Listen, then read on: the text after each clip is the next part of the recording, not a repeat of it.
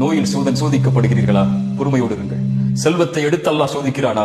பொறுமையோடு இருங்கள். அல்லாஹ் உயிர்களை பறித்து நீங்கள் விரும்பக்கூடிய நேசிக்கக்கூடியவர்கள் எல்லாம் மரணிக்கிறார்களா? பொறுமையோடு இருங்கள். அல்லாஹ் உங்களை கண்ணியத்தில் சோதிக்கிறானா? பொறுமையோடு இருங்கள்.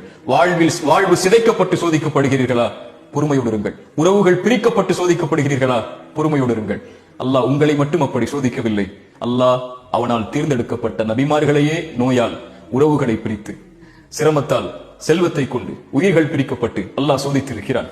குழந்தைகள் இல்லாமல் அல்லாஹ் சோதித்திருக்கிறான். குழந்தைகள் இல்லையா உங்களுடைய வாழ்வில்? பொறுமையோடு இருங்கள். வபஷ்ஷிரிஸ் சாபிரீன், பொறுமையை கடைபிடியுங்கள். இப்படி எந்த வழியில் மரணம் வரை உங்களை அல்லாஹ் சோதித்தாலும் பொறுமையை கடைபிடித்தால் வபஷ்ஷிரிஸ் சாபிரீன், அந்த பொறுமையாளர்களுக்கு நற்செய்தி சொல்லுங்கள். என்ன நற்செய்தி? வல்லாஹு யுஹிப்பு சாபிரீன், வல்லாஹு யுஹிப்பு சாபிரீன். அந்த பொறுமையாளர்களை அல்லாஹ் நேசிக்கிறான். அல்லாஹ் உங்களை நேசித்தால் இன்னல்லாஹ மஅஸ் சாபிரீன், அல்லாஹ் உங்களோடு தான் இருக்கிறான்.